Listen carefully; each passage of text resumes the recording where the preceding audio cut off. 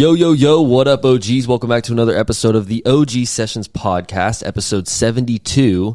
Going down at the OG HQ right now. I got my brother Joey Allen in the building. What's up? What's up, guys? How you feeling, Mr. I feel Joey good. Allen? You know, I'm happy to be here. We got a big episode. Yes, sir. Big I'm episode excited today, man. So, this is the OG Sessions Podcast. It's only right that we get a true OG on True here. OG, yes, You know, sir. someone that does a lot of shit. There's times...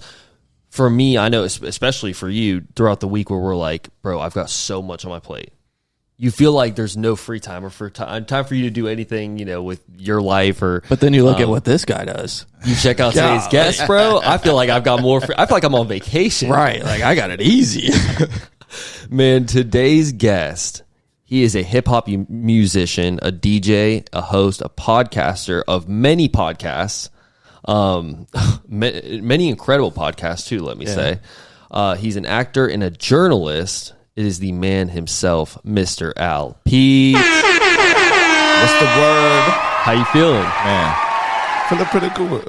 I'm good. How y'all feeling? Great. It's a pleasure to have you on the show. I love this setup, man. I love this setup. I just want to shout out the setup. I'm a nerd when it comes to the setups, man. So this is beautiful. Thank I love you, bro. It. Love it. This studio was I didn't mean to cut you off, Joey, but this studio was a kind of a process to get going. Like we're going back and forth on like, should we do a couch? Should we do a couple chairs? Should we do, the black backdrop or do like an orange backdrop or something like that? And in the end of the day, bro, I'm so glad we went with how we went with it. Like the desk set up, it's more professional. We're all comfortable. It's comfortable. That's the thing. It's like comfortable. It's very welcoming to anybody that comes and want and to speak. And it's easy for us to talk to you. Absolutely, yeah. I appreciate that a lot, man. Thank you. A lot of guests do, especially the ones that have been on the first season. They do really like the new studio. I'm glad that it's making an impression on everyone. First season. That was crazy. This is nothing. Tripping. I mean, you got to remember season 1. Like, bro, we were balling on a budget. Like. Didn't have a job for most of that season. Sitting on the couch. Sitting on the couch, 2 microphones, no headphones, no co-host. Shout out Joey Allen. Thank you. So let's get into today's episode, man. I'm super excited for this one. So, Mr. Al Pete, where do we start? When did you kind of realize that you were such a creative genius, or I guess just a person that likes to create in general?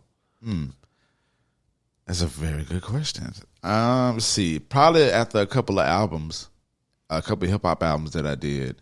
I think when I did the album Fish in the Forest, and that was like 2012. That's when I was like, all right, let's start expanding. Let's start tapping into some other resources. There were opportunities. Matter of fact, when I was making that album in 2012, I was presented with some kind of lead way for people to come and like help, and then they kind of fell through. So I was like, all right, let me just take this into my own hands. So when it came to like videos, I was shooting my own videos. When it came to promotions, I started doing like focusing more on my own promotions, and so I kind of conquered that part during that album. Shouts out to my man Nasa Cal.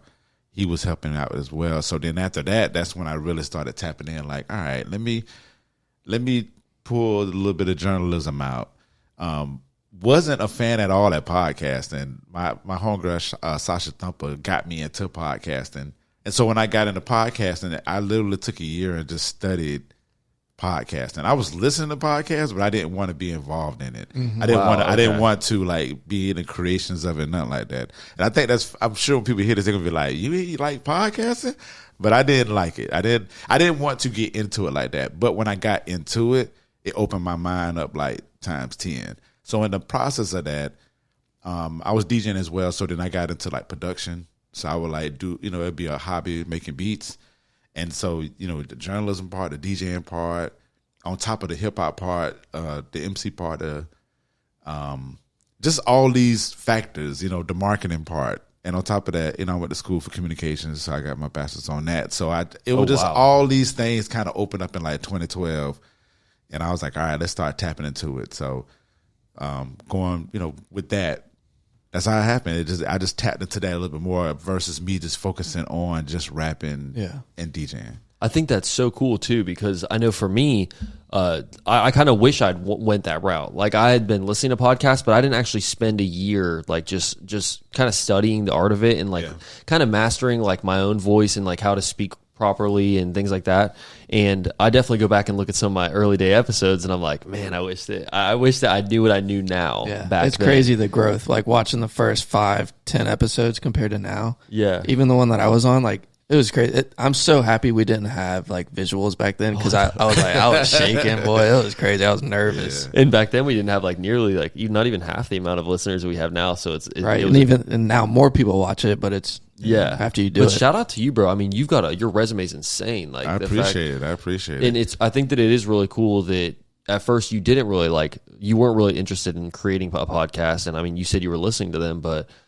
Most people, I mean, nowadays you kind of see like all the podcast creators or all the people that come out now and are making podcasts. It's like kind of been a overnight thing. You know, it's kind of like, at 3 a.m. one night, like, oh, I should create a podcast. And then 2 weeks later, they're having their first episode, And a lot of the times you can tell that it's a very like new thing that they don't really know what they're doing. And I tell everybody, like, just get your feet wet and just try it and just go out there and build that confidence, and put those reps in. But at the same time, I also applaud guys like yourself that do kind of do the groundwork ahead of time and learn and figure out just kind of like what your lane is as well, you know? And what really helped with that, when it came to rapping, like I just pulled the elements from rapping and DJing into the fact of it. So you think like, all right, when you go in the studio to record, you're thinking about, Pro Tools or, mixers and stuff, whatever software that anybody would rap with, they rap on. So I was like, all right, so it's just like rapping. You go in the studio and you record, but you're not rapping. You're really just kind of talking. Mm-hmm. And when you rapping, you have your lyrics together, whatever topic it is. So you do the research on that. So that pulled from the journalism side. So I had a lot of things that helped me that was already in place first for me to be able to go forward. So when I really got into it, it was pretty kind of easy. I kind of treated it like me DJing, because when I'm DJing, I'm kind of talking, kind of hyping up the crowd and stuff like that, or you just knowing how to talk or communicate in general. And then you just bring the wittiness or just the entertainment aspect of it from the DJ side, from the hip hop side. And then when you do your research, your journalism side. So all of this stuff was already kind of in place. So I just kind of stuck with that part. And then I just, when I get into something, I just want to make sure that I'm like studying and seeing what's out there in the climate. So if I'm going to be matching somebody, make sure that I'm doing it and bringing exclusivity out of it from my end and giving that little touch to it. So 100%. Yeah. So it's funny. Like when I think a show came on a couple of weeks ago, an old show that I did. When I listened to it, I was like, all right, it sounds like, Al. I didn't cringe or anything. It was like, oh my God, I got better. Yeah. But so when I got in, I just fell into it. Like, did it feel natural when you started? Like, was it a big learning curve, you think? No, not at all. Really? Now, the only learning curve that I probably had was the marketing side. Just trying to identify what my niche would be, because at first you come in and you like, oh, we're just gonna talk about anything and everything, right. but we start off with music, and my first podcast was the Groove Suite podcast, and the Groove Suite already had a niche anyway because we focused more on like neo soul, progressive hip hop, that type of stuff. So we already had it zeroed in, so it wasn't really a learning curve, but it's when you're promoting it, it's like you got to find the creative ways to touch these people. Yeah. And I had to get a little more on that. So that was the learning curve for sure. What did you think you did differently? Like, what did you have to change for marketing to get in front of the people you wanted to? I mean, just really understanding who the people are. Yeah. What their engagement is very important when it comes to, I mean, really anything in the business that you have. But when it comes to, I think in hip hop, it's not that much of engagement unless you're on the stage rapping. But outside of that, most rappers kind of, go in their hole, and you really don't see rappers out like that, who blind or whatever. So learning how to engage with those people, which I was pretty decent at doing, was fine. But then you bring in people in that might not love hip hop or might not understand the hip hop culture. So you got to understand the culture that they reside with, or educate them to the point where they can be able to come in and be like, all right, I rock with this type of stuff. Because hip hop in particular has like this, it has this bad cloud over it, especially now. Now we talking about 2012, it was a little bit better because you had the OGs doing it, the J. Cole's, the Kendricks or whatever. So people could relate to those. And it was easier to bring people, but you still have to like really focus on like the folks. You gotta tap into them. You gotta, when you get in a group on Facebook, you just gotta ask a question. Hey, what y'all listening to?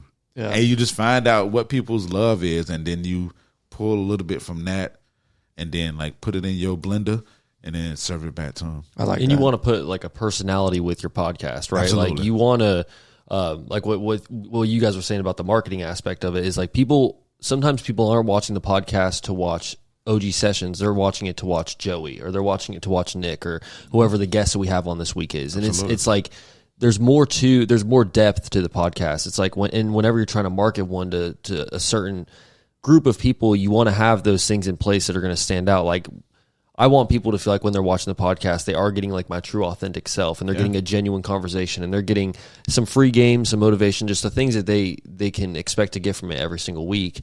And yeah, man, I applaud you, because with having multiple different podcasts, you have to go through that same process each time and kind of find your audience and kind of develop, those loyal listeners and just it's very easy, in my opinion, to get in front of people, but it's hard to get them to like grab on and join you for the ride type thing. Because you can have, me and Joey especially, he's had multiple videos on social media that have gotten over 1 million views. And if you were to ask him how many of those people stayed along for the ride, it's like, it'd probably only be like 5%, but that's a shit ton of people. For sure. But out of the amount of people, like the reach, it's just, it's crazy in my opinion. It's like, it's more difficult to get people to like really hop on what you're doing. And for you, is it 4 different podcasts you have, or is it? So yeah, actively, 4. That's but insane. I've produced definitely over like 10 shows, and I have I made an original show as well, original podcast called The Tables Might Wobble. So that's more of a narrative. I've been watching that one. Yeah, that was cool. Or listening to it. Yeah, so yeah, I've done a lot. Tell me, can we talk about The Tables Might Wobble one? Because I know Joey's been on it. I've listened to a couple episodes myself. Do you start every podcast? What's the word? What's the my greeting? Yeah. Depending, yeah. Because you said it here too, and I was like, you said that every other time. Yes, it's hip hop. Yeah, it's cool. It's cool. I like it. Yeah, what's the word? What's the word? What's happening? Yeah, I'm feeling. I like it. Yeah, we definitely we try to have one of those too. We say "What up, OGs" every single episode, and so it's kind of like your own. It's like we were just talking about that personal touch, that flair. That's the marketing. That's marketing 101. 100%. Like you want people to listen to it, and then they know that they're going to hear that. What's the word? Yeah, what's the word, or what's good? Yeah. How y'all feeling, neighbors? It's just your character spilling into it, like it's setting the tone when it cut on, or even in the middle of the show where you just say it. So that's marketing 101 to me, for sure. Gotta have some little catchphrase or something. That podcast, The Tables Might Wobble, actually won an award, correct? Yeah. What exactly? Can you describe that award for me? Shouts out to Black Podcast Association. They have a Black Podcast Awards show, and I submitted for best Black music podcast. That's awesome, man. Yeah, so I'm thankful that I won on that. That was what were some of your proudest moments with creating that show? Because is that one that you're still continuing to do, or that was one like a series? It was a mini series, wasn't it? Yeah, it was a mini series, but I'm starting on season 2 now, so I'm locking in some interviews and going from there. So, and it's funny because I'm kind of treating it like a sequel. Like I know I'm gonna do a third season, but the sequel is kind of like. I can't really explain like sequels, but y'all know how sequels sit. You want to come back with that same energy that you had in the first season type thing, where you want to kind of continue where you left off, I guess. For sure, yeah. So would you do part 2s? Like bring guests back? Yeah, definitely guests back. But the guests would be moderate, like it'd be moderate. But I envision the third season would be like I would love to have like DJ Jazzy Jeff on there, or like Kid Capri. Like 3. I really want to like some big hitters. Yeah, I want to hit. So 2 is going to be like let me let people know that I can do a second season of it, as well as keep the same energy that the first one was, because the first one was pretty cool. And then the second season will be kind of laid back. Like one of the episodes I want to do is talk about I want to let DJs get stuff off their chest. Like the frustrations of DJing, because I don't think a lot of people understand like the frustrations we go through. What are some of yours? Requests? DJ, really? No way. Yeah. Like because you DJ set the tone. Damn, I'm never gonna request a song ever again. You know what? I thought about this yesterday when I finished DJing. Right, so this guy always comes to me at this cigar lounge that I DJ at, and he always gives me $1 and asks me to play a song, and I'm like, I feel like a jukebox when he does that. Yeah, because when you do it. I mean, yeah, because you still want to engage with the folks. Yeah. You want to make, I think if I pull him to the side or whatever, it'd be a different story. I mean, he probably would be like, "Oh, I'm sorry," but I just feel like when you give somebody $1, it's like a jukebox, and it's like DJs do not want to be jukeboxes. They want to set the tone of the evening. So, and they know the environment that they're going to. So, well, a good DJ does. And so, when you go into that environment, you're setting the tone, and you should let the DJ kind of set the tone. It's like another one of those hats you got to wear. I was watching an episode of it, or listening to an episode. You started talking about all these hats you wear as a DJ, and I'm like, what are you talking about? Like, you change hats throughout the set, and then I'm listening to it, and it's the different jobs. Like, you got to be a security, you got to be a busser sometimes, you got to be a bartender. On top of being a DJ, like you have all these different hats to wear. Man. It's not just being a DJ. Yeah, it's like you got to be public relations as well. Because like if something goes wrong, like if somebody if a fight occurs, you kind of want to like change the song up a little bit, so not so aggressive. Yeah. You want to calm it down, or you got the microphone, so you got to kind of calm things down, reassure your people that's at the party that everything's okay. So you playing PR, you playing. Do you find yourself controlling the crowd like that sometimes? Oh yeah, absolutely. Really? I mean, a lot of people go into parties like, the DJ is in control. Yeah. They won't even listen to anybody else. The owner could come in there and the owner could say something. They're like, wait, who the fuck are you? Yeah, where's the DJ at? The DJ cut the music back on. So we're like the center point between that and like the food and the drinks. Yeah, that's like the essential part of the party. So you have you have to be on like you have to be on your game.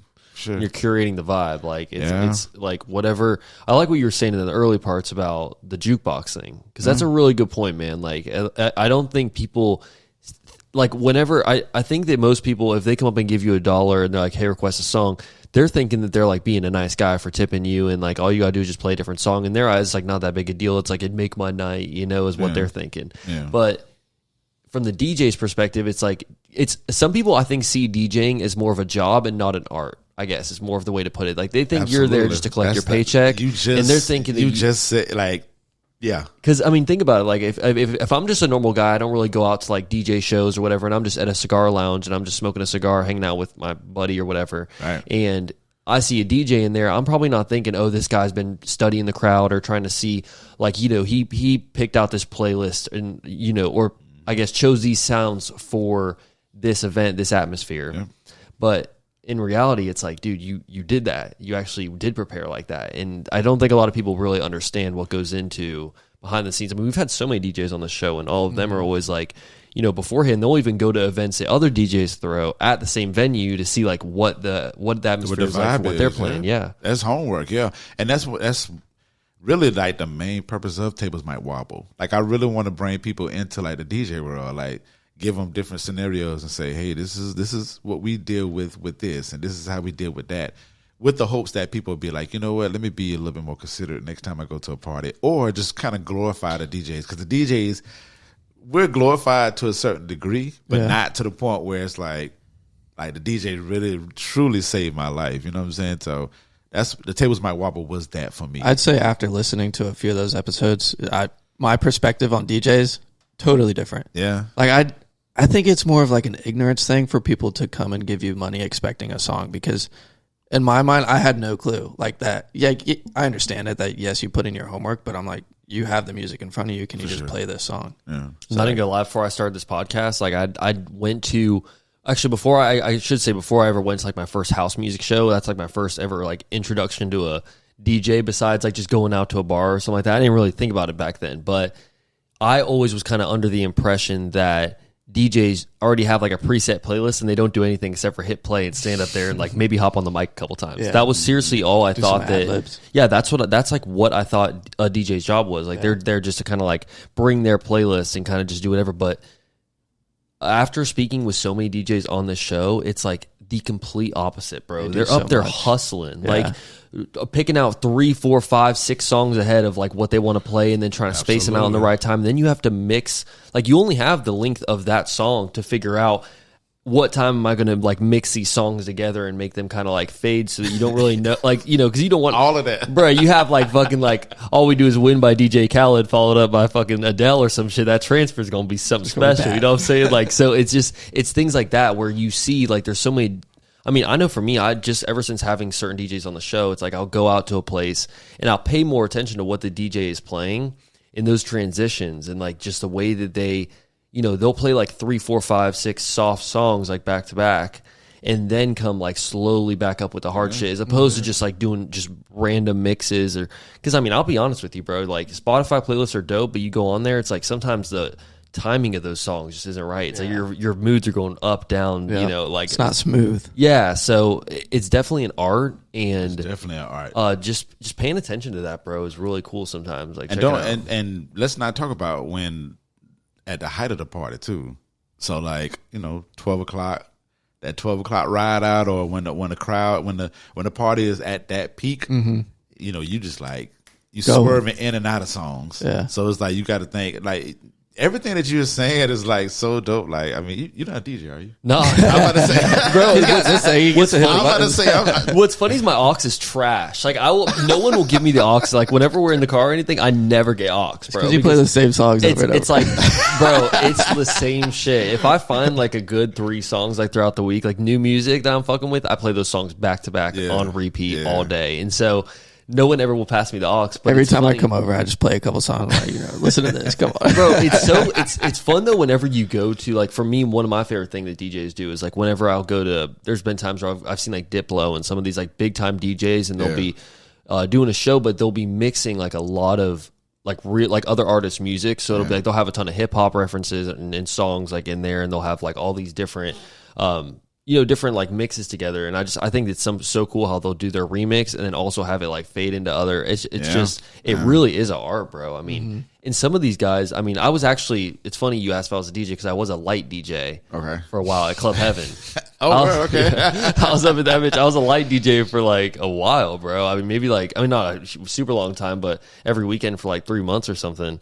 And bro, just being there for like, I mean, I'd be there till 3 a.m.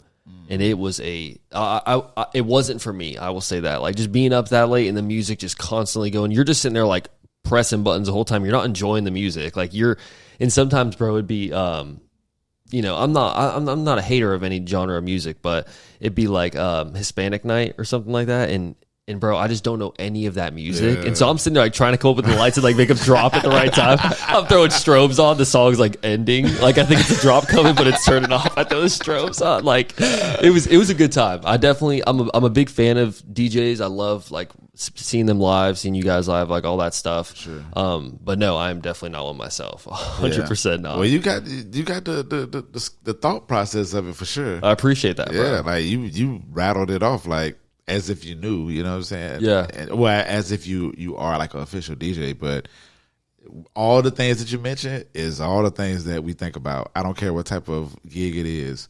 It could be a wedding, it could be a birthday party, it could just be in your house. You know what I'm saying? It could be just the vibe that you have, and you're thinking about all those things. You like thinking about songs, 5 or 6 songs. After, you know what I'm saying? Like, you're playing one song and you're literally in your brain thinking, like, what's the next 3 songs I want to play? Yeah. And in the midst of that, your vibe can change. And you like, oh, I want to throw this in. So then you got to remember the song that you had in mind before. Yeah. Which atmosphere, or I should say, which crowd is the most challenging for you to DJ for? I mean, I'm talking any crowd, bro. Like, you know, country bar in Nashville, we can go, you know, cigar lounge, we can go, like, I feel like cigar lounge, though, your music is, I think what that kind of music do you play at a cigar lounge? Just vibes, like really good, like R&B, soul, neo. So, I mean, I would jump into a little bit of hip hop, but I mean, we get busy in that too. hip hop is so universal. So I've done country weddings. I've done Filipino weddings. Oh, wow. And it all, I mean, I play their music, Spanish weddings. I played all that stuff, but it all goes, once I played like Usher, it goes downhill from there because I feel like hip hop is such a universal part. So I don't have trouble playing at any of those gigs or whatever. I just study. I mean, they give me a list sometimes, but then like I'm just a natural person of music. So like, of course, I'll play like the top 20 of that genre, but I'll find some stuff in the middle of it to kind of throw in there to see what they're gonna think about. But nah, I've never really had too much of a challenging one. I think people that's awesome. Yeah, I think the challenging one maybe like people that just kind of sit around and you like, I don't know if they're enjoying this, but then they come to you at the end of the night and like, oh, it was like the best night ever. And I'm like, you were sitting down the whole time. Yeah. So it's those type of parties where I get a little bit like, I have to get technical with it. I have to be like, all right, let me try to get these people up. And so sometimes I'll be at events and I'm like, all right, I got that crowd up. This is going to be my crowd that's going to dance all night. Mm-hmm. And then I had the other crowd, the couple crowd, the people that, the husband and wives. The lovey-doveys. The lovey-dovey ones. So I'm like, let me try to get them up. Yeah. And then you got the ones that's just like, oh, whatever, I'm just going to stand on the, Too cool to be out there. Yeah, too cool for school. And then you got the people trying to talk. Don't forget about the people that are trying to like. You always see people and they'll be at the club and they're like trying to have a whole conversation. I'm like, bro, you need to take that shit outside, bro. To be honest, yeah. So I love having that challenge, but for the most part, I get in and I get busy. A lot of people trust me at this point too, and I'm thankful that my community and the new people who I meet, they speak so highly of me too when they book me. To where when I come in, they just like, oh, we trust you. We seen you before. We did this and the third. So having that trust in them, and they've probably been to like plenty of my parties before, and that's just a great feeling. So it makes it a lot easier for me to go in there and just have a good time. Yeah. Have you ever gone into a set like without a plan, like without a line of music lined up, like you just basically just read the crowd the whole time? Yeah, I mean, I do that every gig, honestly. Really? Unless it's a wedding. Like usually weddings, I'm like, give me a list of songs that you like, that you want to hear for the bride and the groom. But yeah, because they're going to be there. I mean, that's kind of like a specific. It's kind of like special night. It's something you're setting up. Yeah, but even with that, I'm just only playing like the first dance, the dance with the parents. Mm-hmm. It's just those songs, and then they're like, "Well, we just want you to ride out like how you did at the last party." Okay, so, that's cool. So I usually don't go in. I just need to know what's happening. So like if somebody says it's a 40th birthday party, like I know the roundabout music that they want to hear, and then I might ask them like, "Well, where you from?" or this, that, and the third. Just a little bit of vibes, and then I know what to play on top of the new stuff. So I just kind of come out of it, but I never really go in and like, I'm gonna play this, and this. Yeah. I just read the crowd, man. I read the crowd and get busy. What's one of the craziest things you've seen as a DJ? Oh man, like maybe my third or fourth year DJing, back in like 08, 09. I had to take a break. I had to go use the restroom real quick. And, we go in the bathroom, somebody's like getting busy, somebody, dad, or like, somebody, doing drugs. Really? Yeah. I think when I saw the drug part, I was like, this is wild. That's it's out there. People do drugs, man. That's just. I mean, yeah, but it was just. Especially that nightlife crowd, bro. Yeah. That shit is serious. I mean, dude, I remember it's like you go out to some of these clubs, it's like you see someone getting their fucking ass beat in the men's restroom and shit, and it's like you don't know the situation. It's like, do they deserve it? It's like you don't even know if like just mind your business. Yeah, it's like you just get out of my way. I gotta take a piss. And that's how I am with it. I'm just like, okay, cool. And then most of the people know that you're the DJ when they see you, so like you kind of dismiss from the happening. They like, oh, okay, leave him alone. Don't bother him. They like protect him at all costs, really. So, or they're like, get out of his way because he's got like 2 minutes and 30 seconds to get back up to that song. Absolutely, yeah. They like, my bad, man. Go ahead. Yeah, so, yeah. But I would say that's like the wildest thing, like just seeing somebody, participate in that activity, and I was just like, damn. But no fights out on the dance floor. Oh, absolutely, yeah. Those, yeah, but those are common. Besides the jukebox thing, what's the biggest like DJ pet peeves? Oh man.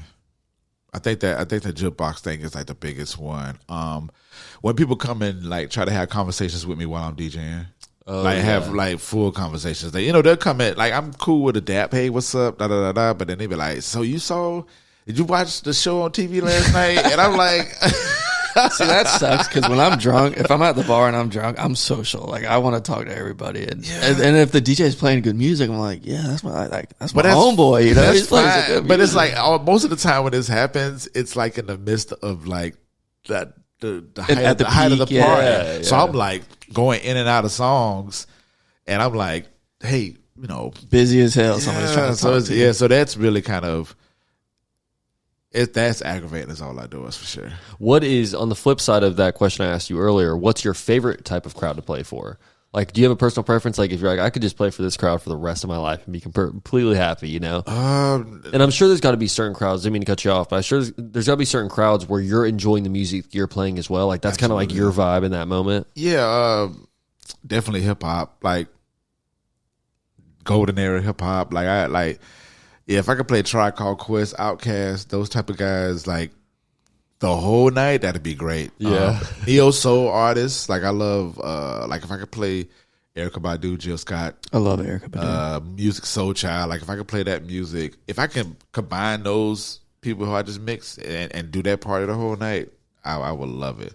But I do like playing party music though. Like I do like depending on the vibes or whatever. And a lot of people look at me and they're like, "Oh, well, Al's ultra hip hop or he's ultra neo soul." So when I play party music like a Juvenile or a Lil Wayne and stuff like that, it's like I kind of shock people because I think people feel like I don't know about that music, but I know all about that music because I used to party as well. You gotta know about Wheezy, bro. Yeah, like, you gotta know about Lil Wayne. Yeah, like I love throwing like Lil Wayne in the mix and having my flair to it. Like shouts out to my homie Larry Love, but he tell me all the time, like he's like, it's just the way you play the music. It's the way that you play it. It's it's different from how the other DJs play it. It's like a soulful way that you play it.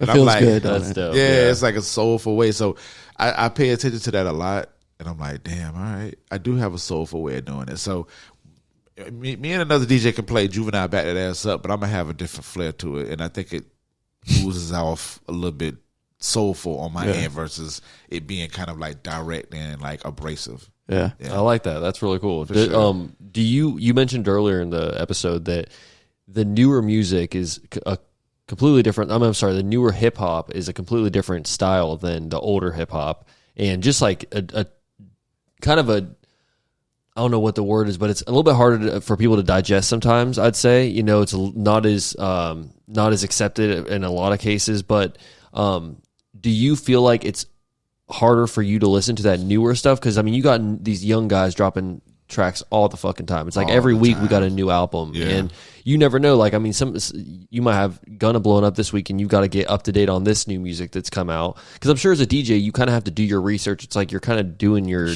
due diligence. Is like listen to each album and at least giving it a chance because you never know, especially if it's on the charts or doing well right off the bat.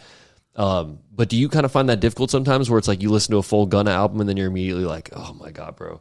Get me back to like that older Wayne or like something, Yeah, I mean, but listen, the audience will tell you. The audience, a lot of gigs that I do, I'll throw some new music in there, and they're like, okay, cool. Yeah. But when I go back to the music from 2000s and stuff like that, the main party music they up, and I'm talking about even young people like 21 to like 25. They're listening to the music that the people in their 40s and 50s like grew up with. You know what I'm saying? Yeah. So, but the new music, man, it's difficult sometimes, man, to play it. It just I'll play it, but again, like the crowd, they just be like, all right. Do you feel like a big percentage of a lot of the new music, like a reason it's a little bit harder to listen to is because there's not really much of a message there? Like sometimes I take one of my biggest takeaways from a lot of the new stuff that comes out is I don't really understand like what this song is about or even like what you're trying to say. It's like more so just a bunch of things that rhyme that are like dope shit. You're like hopping off the jet, smoking pot, fucking your bitch. You know what I'm saying? That's just kind of how it goes. And that shit is so repetitive. 100%. So that element there definitely plays a role in like like how the music interpret, how it comes off in a club or at a party or whatnot. The beat can be, even now, the beats are still like, eh. Yeah. And a lot of the beats are sampled from music from the 2000s. Yeah. So there's like, you might well just play the original song. Yeah.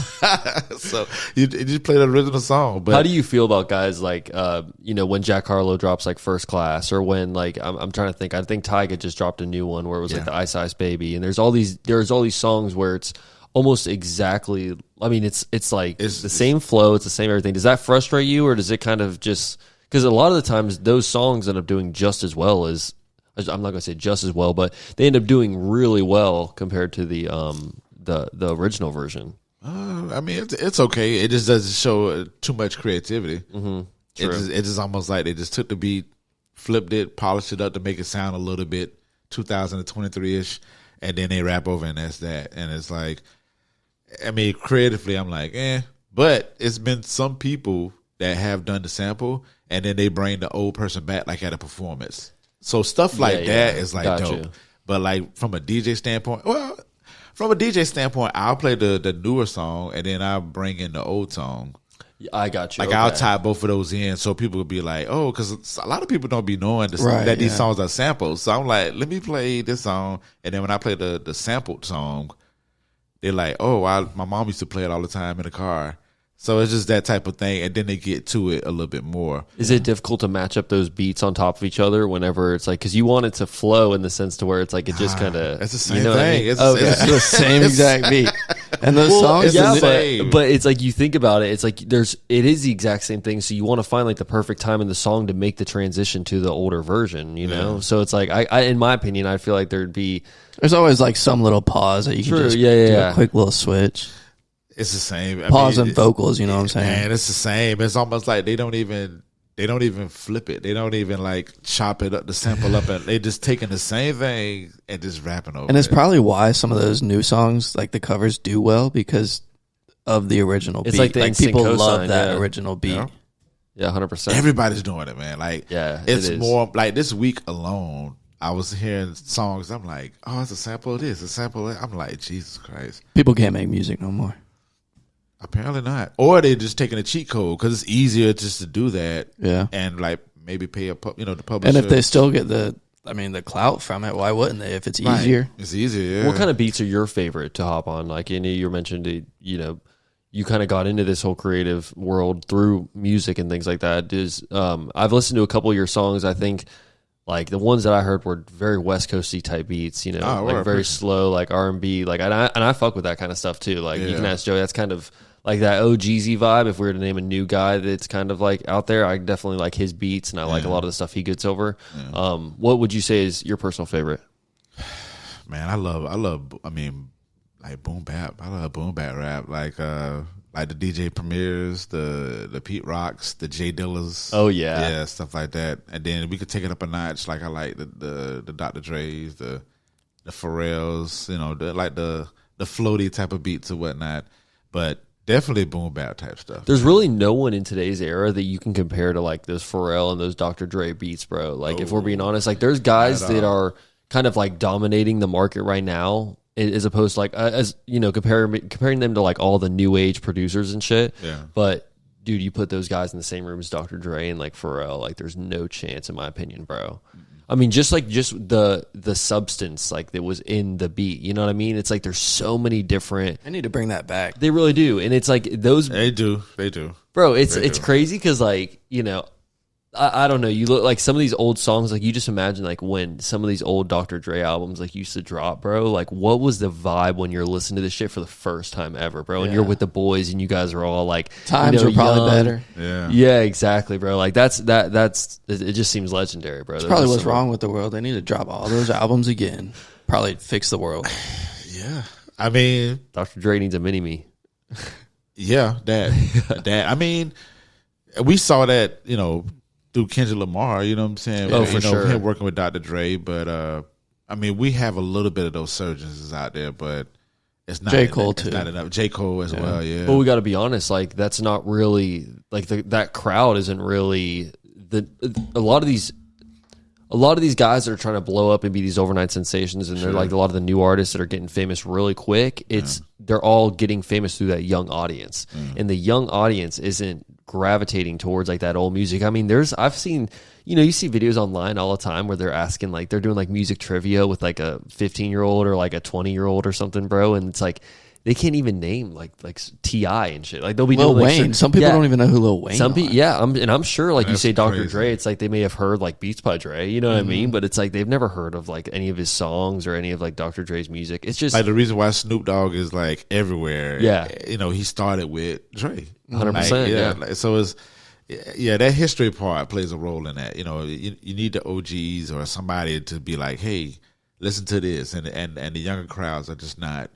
They're not in tune to it like that. They don't want to hear. They want to listen to what they listen to, and that's that, unfortunately. So. Yeah, 100%. And I think, me personally, there's a lot of that new music. I really can't get down with a lot of it either. Like there's a lot of the new mumble. Joey's seen my playlist. It's like all that old. Like, I mean, he has BLP Kosher on his playlist. There's like now there's some. So if it's new music, there's like 3 or 4 artists that I'll like really tie down with and be like, all right, this guy is a fucking boss. And, you know what I mean? And I'll play their shit a lot. But then it's also, you got like all the Carters in there. You know what I mean? You've got all the Blueprints in there. You got Kanye West old shit from way back when, and it's like this is just like good music. That's that great ass music. T.I. album Trap Music is 20 years old today. No really? 20 years old. Bro, that is insane to think about, man. 20 years old. Time flies. And so one of my favorite songs off that album was Doing My Job, which was produced by the young Kanye. So think about the fact that this Kanye didn't even have an album out at that time. Bro. So that was an era. And then you have the era where the Lupe Fiasco, Kanye West, Pharrell was doing their thing. All those eras, you know what I'm saying? This music it's so much good music that's out there, man. And it's like, so 100%. To see the climate of the music now, I'm just like, damn. Could you imagine a world without music? I think about this often because I listen to music like a good majority of my day throughout work when I'm driving. Like a world without music is not good. I've been listening to a shit ton of podcasts, I'll tell you that. I gotta listen to something. Yeah, I couldn't imagine it, man. I think about that as well too. Like, it's weird. Like, what would we do? Like when we're driving, like.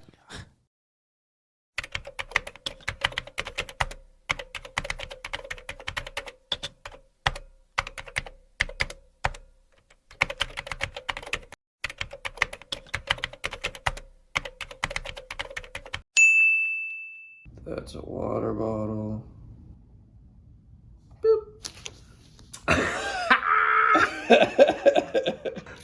So I think I'm going to have to put your mic like up through this little gap right here and then shoot.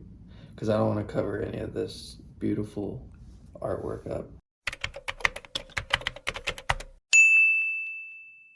I don't know. I remember when I was growing up, man, my granddad used to play like a lot of like talk radio. Yeah. And I never had a problem with talk radio because podcasting is basically talk radio. 100%. So yeah. I never had a problem with that. But then, my granddad would always change it to a station that had like music, some type of jazz, some type of old school, some type of R&B. So I couldn't imagine just listening to the people talk for like, maybe I could find the sound of it from that, but me not being able to listen to like Griselda, oh my god, yeah, like, Slaughterhouse, no, that's weird. And I think like stepping a little bit out of the hip hop realm, there's a lot of guys like MJ, like when he came through, there's Prince, like some of these guys where they were also like icons in this scene, but they weren't. Like all their shit had substance too. It's like all their songs had like, I mean, you knew exactly what the fuck they were talking about whenever they dropped music. I mean, and it was a very clear message, and also, I mean, an absolute hit. Yeah. I mean, it's just, it was such an art back then. I feel like nowadays you see it with some of these guys. It's like there's how in the world did you drop an album, a month after you just made another one? It's like because they're literally just sitting there pressing. It's like the I'm forgetting the term for it, but it's like where you're stopping and going. Basically, you literally just hit the beat and then do a quick freestyle. You got like 3-4 bars in. Yep. I mean, it's like, and I applaud guys that can do that because I know for me, I could never do that. Like, there's no chance. In my opinion, I feel like it's much more difficult to just do it the way the OGs did it. Yeah. You know? Yeah, for sure. Yeah. Yeah. So shout out to them, bro. Yeah, shout out to MJ. Shout out to Prince, man. Shout out to all these guys that were Shout out mentioned. Elvis. You like Elvis? Elvis? Yeah. I haven't listened to it. I can't say that I like Yeah, Elvis bro. music. The first one I thought of that was old as fuck. I am watching the Elvis show on Netflix. It's like the cartoon. Elvis show? It's like it's Elvis and like anime. It's when you brought up Kanye, I wanted to ask, did you watch the Kanye documentary? Yep, absolutely. That was crazy. It was very crazy. Shouts out to I forgot the guy that did the filming, but for him to film all His that buddy, yeah, like for him to film like every step. that's crazy. That's That's like what- so much history right there, That's like what watching made- the that's what made whole the docu- process. Yeah, that's what made the documentary like beautiful. Yeah. Because like he had the camera on at Behind the scenes, everywhere. everywhere. Yeah. That is really insane, bro. I mean, Kanye was like bum rushing studios trying to get in there and rap, but to be honest, I think that it painted Kanye in a pretty good light in a lot of the cases, Absolutely. bro. Like, Thank you for saying I think that. he needed Thank that you a for- little I gained bit. a lot of Needed respect. that. Yeah. Absolutely. I'm glad y'all said that because I was thinking too, like, I'm not supporting his behavior now, but I can kind of see why he acts the way that he acts because of just the struggles and the turmoil that What he he went went through. through, yeah. What he went through. Like, his homie was like, that was crazy. And you can do so much stuff to earn people's respect, but Yeah.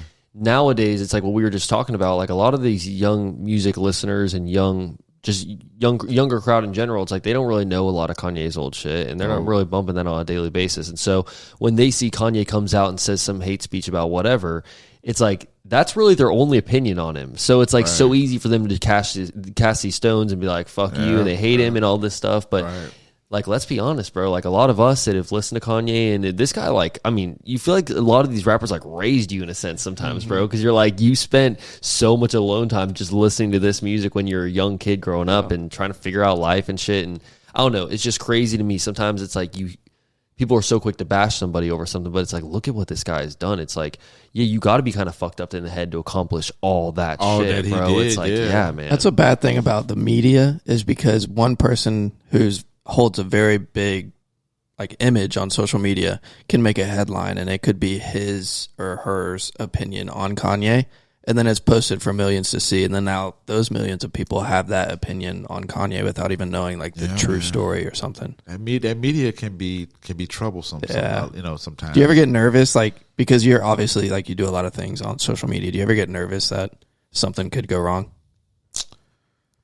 Yeah, I'm always aware of that, but I mean, I know how to troubleshoot. You just got to be smart. Yeah, Yeah. I know how to troubleshoot. Yeah. Yeah. So that's that PR work, man. I like when I need to make a statement or do something like that. Yeah, I'm always prepared for it. Hell yeah. And I mean, at the end of the day, you got to keep your nose clean. I'm gonna say, like, to be honest too, like, you really do a great job of like standing on your shit with, like, I mean, with just the podcast that I've heard, it's like it seems like you're willing to like die on what you stand for, which I really appreciate, and I like sure. I like genuine podcasters like that, man.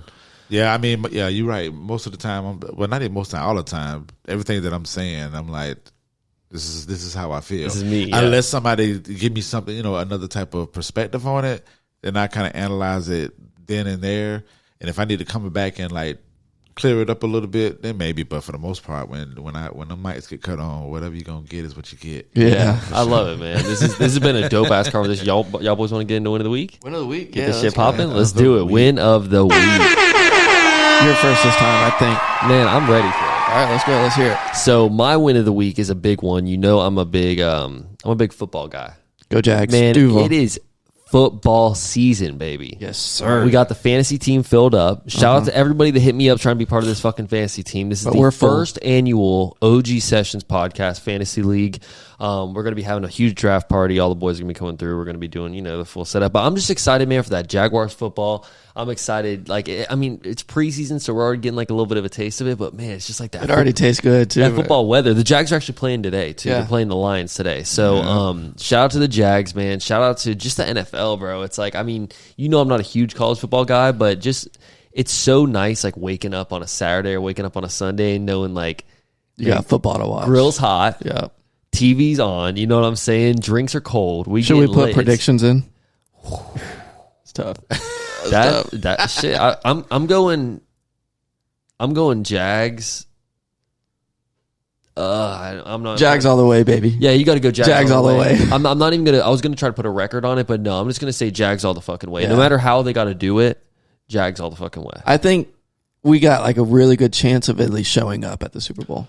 I think we've got a really good chance of winning, yes, but showing up, I think we've got a really good chance of being undefeated. Oh shit! Okay, undefeated all the way through. First team to ever do it. That's just what I'm feeling, man. Put your prediction. That's not the first team to ever do it. Miami Dolphins. No, they didn't win though. I don't think. I think they did. Yeah, they won the Super Bowl too. Yeah, I'm pretty sure. Are we going to be the first team to ever do it 2 seasons in a row? Oh, damn. Okay. All right. I like that. I like that talk. Hey, you gotta have that energy, bro. It's when you're a Jags fan, you gotta come with that energy, man. Because everyone's expecting you to just kind of crawl into your little corner and not this year, baby. Not this year, man. We got T-Law. We got them Goldilocks ready to come through and handle some Somebody business. called me Goldilocks at work the other day. That shit pissed me off. Some Goldilocks, Brian. I was like, is he talking to me? I'm the only one with blonde hair at work. Stupid. It is getting long. Shit's getting long. Yeah. And you just got that shit cut up too. I like the beard's looking shorter. And then to my win of the week, shout out to my barber, Jeff Silva. That's what I'm talking about. I got my hair cut on Wednesday. I needed it. It's looking solid too. Let's go ahead and just thank you. Yeah, there we go. Nice little mullet gang all the way. Yes, sir. And Mr. Al Pete, win of the week. So I forgot my 2. Well, no, I forgot my 1. I had 2, but the first one, shout out to a young lady. So I'm going to Cancun in November. I'm doing a wedding over there in November. So that's awesome. That's my first time getting flued out. Nice. You get flown out, boy. Yeah. Hey, that's actually dope, bro. That's gonna be so fun. yeah. Boy, get flown out. Yeah, she we had been talking for about a couple of months, but then like she dropped that deposit, and I was like, and then she sent me like my flight information. I was like, oh, this shit's real. Like, okay. So yeah, this is my first one. So yeah, that was a good a boost for the week for sure. Oh yeah. And it's a random thing. Shouts out to the Reese's Pieces Buttercups, yo. With the Reese's Puffs in them. You have no idea. I am, bro, best win of the week. That win of the week is solid, bro. Have you had those? What is it? It's the Reese's Peanut Butter Cups with the Reese's Puffs inside. Hell no, I had that. Tripping. Do not knock it till you try it, bro. I'm not really knocking it, but like the puffs, what do you mean the puffs? Like Reese's, the cereal puffs? Yeah. And they're in the cup. Wow. Yeah, it's like and okay. Put them in the, well, I like mine in the freezer.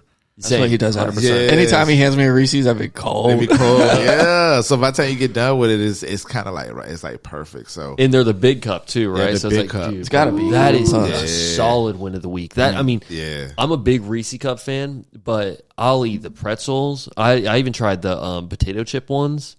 The potato chip ones aren't bad. I don't know if y'all had them. I had it. It was cool. It was cool. It's different. You know what I mean? It's yeah. very. It's not like when I'm expecting to get a lot of peanut butter with it, but it's like you get that saltiness. It kind of throws the peanut butter. Potato chip. Potato chip. It's pretty solid. Reese's. Yeah. I haven't even heard of that. What do you?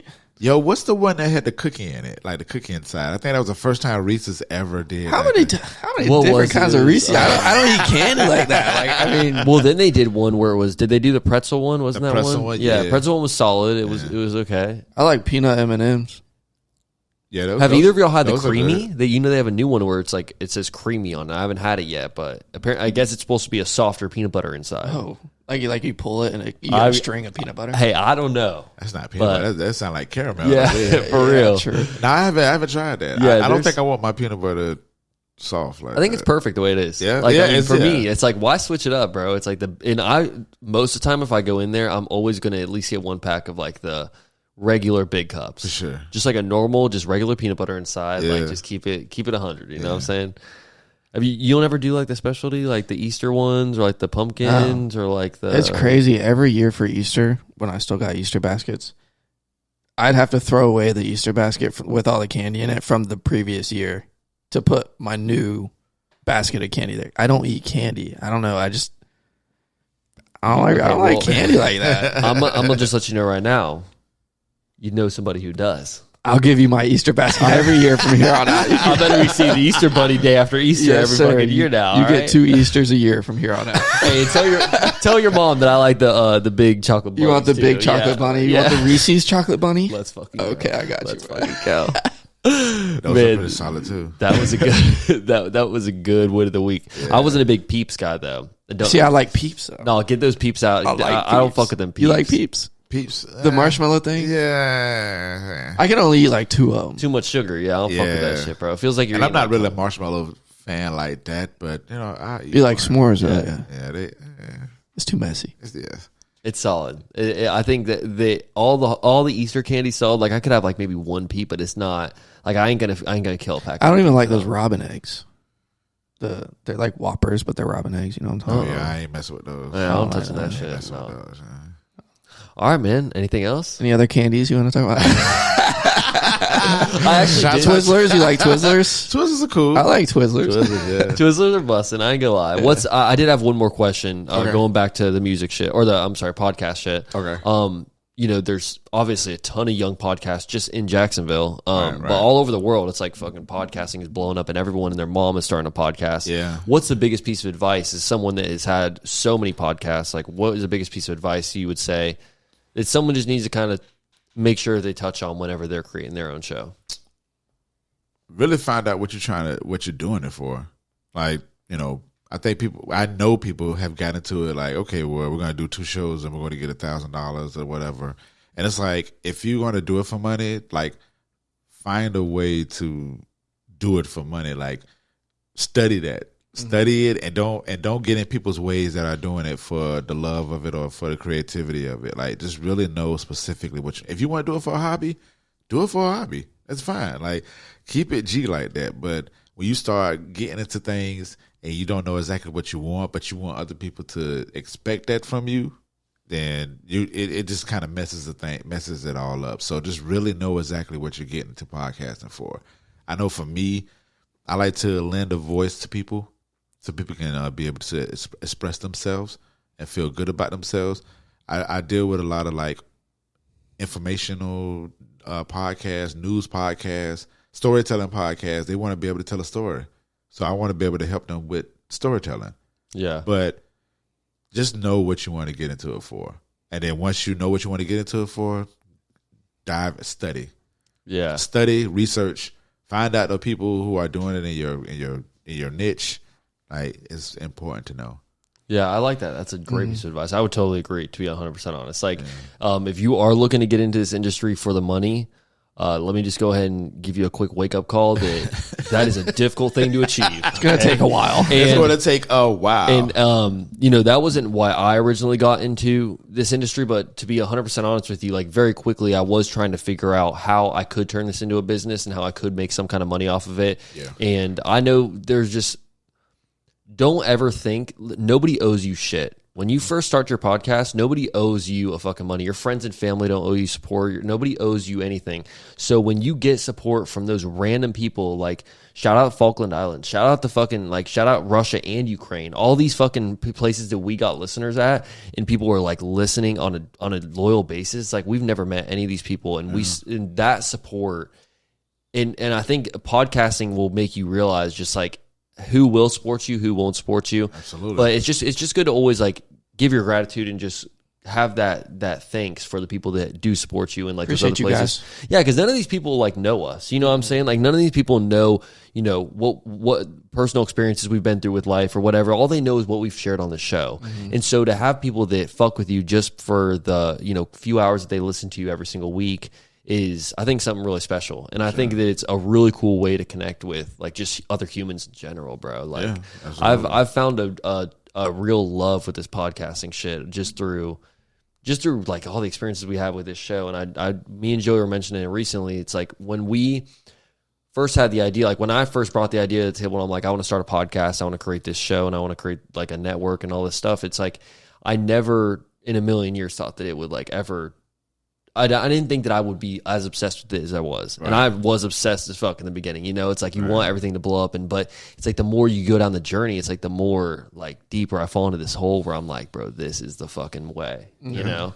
And clearly you have too. Yeah, it's fun. And at the same time too, you know, I mean, you can mix both things, you know what I'm saying? Turn it into a business and make money off it. I mean, but I do feel like when you if you do it for love and do it because you have like some form of purpose, I feel like all that stuff will come to you. It'll come for sure, 100%. Yeah, it will definitely come, and it'll come when it's least expected. Because there's been plenty of times somebody came and said, "Hey, I want to sponsor your show," and I'm like, "Damn, I wasn't even expecting this to happen." But as long as you understand, like, okay, in the beginning of me creating it, maybe somebody will come and ask me for a sponsorship. Let me get this together. Let me have this list so when they do come, this is the procedures that Prepared. are prepared. Yeah. Also, research. yeah, for sure. And I think that you got to be bringing something to the table as well. And I think it's important for a lot of people to, like, so many people, it's like they'll be on, like you were saying, episode 2, and it's like they really don't even know how to be a good podcast host or how to, like, structure a show, make it engaging for the listeners, and they're already out here looking for a brand to put their logo, their brand, their name behind your show. Yeah. And that's such a huge ask for anybody. I mean, I feel like me and Joey have done, tons, all three of us have done a shit ton of groundwork when it comes to like our podcast and the things we've done.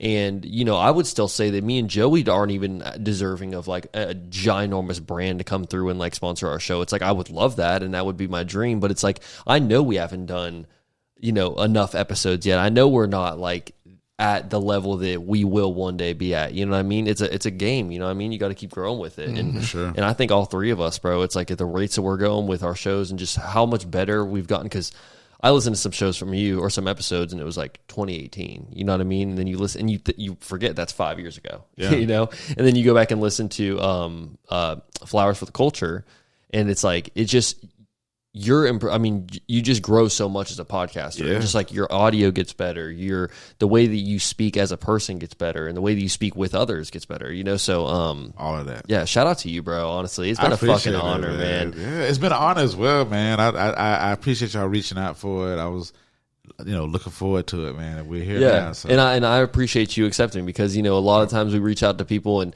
I get that it's like just a random person coming into your DM being like, "Hey, come over to my house and let's create together. Let's collab." And it can be definitely very, I've had people come into my DM before and they're like, "Hey, we'd love to have you come on this show," or whatever. And it's always so fishy. You never really know what you're going to get out of it. You got to go check out the show and you got to do things. So I appreciate you accepting, man. I know that guys like yourself, they've got a lot of shit going on. Obviously, don't have a ton of time on the schedule, but also probably get a ton of offers from people to be on their shows as well. Yeah, I appreciate it. And listen, I know you're wrapping up, but to the people that are very hesitant on getting on podcasts, and you're an influencer or a rapper or a singer or whatever, listen, this is a form of media. You need to be on these shows, man. So you got to get off that horse. You got to get off whatever horse that is and get on these shows when people reach out to you, man. And, yeah. Put yourself out there. I appreciate that. 100%, bro. And like, it's literally the best way to market yourself. Absolutely. Like nowadays, like anyone that, all the listeners that fuck with this podcast and like know, love, and trust what we're saying and all this shit, those people, if we have an artist or an entrepreneur or anyone, or as like, a creator like yourself that comes on this show, our listeners trust you because we trust you, and they're going to check out your stuff. And so that's just how that shit works, man. And you see a lot of these guys, like, especially when you got a powerful empire like Joe Rogan or whatever, and you got some of these podcasting platforms where you see guys go on there and it's like their life changes after one podcast episode. Yeah. So you never know. And, I think it's always really cool too when we have like smaller creators on the show and then we post a reel with them of like a clip that they're saying on the show, and it ends up doing really well on social media. For sure. And it's like, you never know, man. Just be confident, get out there, get as much form of content about yourself and of yourself that you can put on the internet out there. Yeah. That's all I got to say, for sure. I love it. Yeah, I mean, we were some chatterboxes on this one. I got one more question. Like, hey, let's go. One more question, baby. Run that shit out, man. And it's a two-parter. Okay. Okay. Erykah Badu, would you say she's neo-soul? Yes. Okay, so I need top 3 hip-hop artists, top 3 neo-soul artists. Oh, okay. Outkast. Mm-hmm. Nas. Mm-hmm. Common. Okay. Wow. I was not expecting any of those. Not expecting Common. Outkast, yes, because you mentioned it, and obviously Outkast. I think that's a great list. I'm down for that list for sure. Neo Soul, Badu, just got Music Soul Child. There we go, man. Nice. That's so Heck nice. yeah. I like it. That was a good final question. That was a good Nice question. end. I had to know. It was sitting up there, but I That's how didn't we know when end to it. put That's it how in we there. end the episode, baby. I like this shit, man. So all my OGs that are listening to this episode, man, if you're listening to this episode on YouTube, if you're listening to this episode on Spotify, Apple, Anchor, Stitcher, Amazon, Google, wherever you listen to your podcasts, Patreon. XSM, Patreon, 100%. Make sure you give us that 5-star rating. Make sure you like this episode. Make sure you are subscribed. Make sure that you are supporting the pod, man. These podcast episodes get better every single week, and it's thanks to you guys. So without all your support, without all the love that you guys are showing on these episodes, me and Joey wouldn't be as fired up every single week to bring you guys the dopest guests in the world, I guess. In the world, I was sure. going to say Southeast, in the but world. in the world, Yeah. bro. So, we're getting bigger and bigger, man, and it starts by getting dope guests like Mr. Alpete on the show. Yeah, man. So I appreciate y'all again, man. Keep I appreciate you, bro. man. We're going to get this shit popping, man. Shout out to all my OGs. We've got big things coming. Also, possibly another OG sessions on the road going down soon. So Wink, follow wink. us on social media so you guys can stay up to date with all this shit. Instagram is OG Sessions Pod, along with Twitter, OG Sessions Pod. Well, X, OG Sessions Pod. X, it's not Twitter. Not Twitter anymore. And then TikTok OG Sessions. I don't know how we landed that, but somehow we did. So TikTok OG Sessions. Make sure y'all check that shit out. We will see y'all next week. We are out. Peace.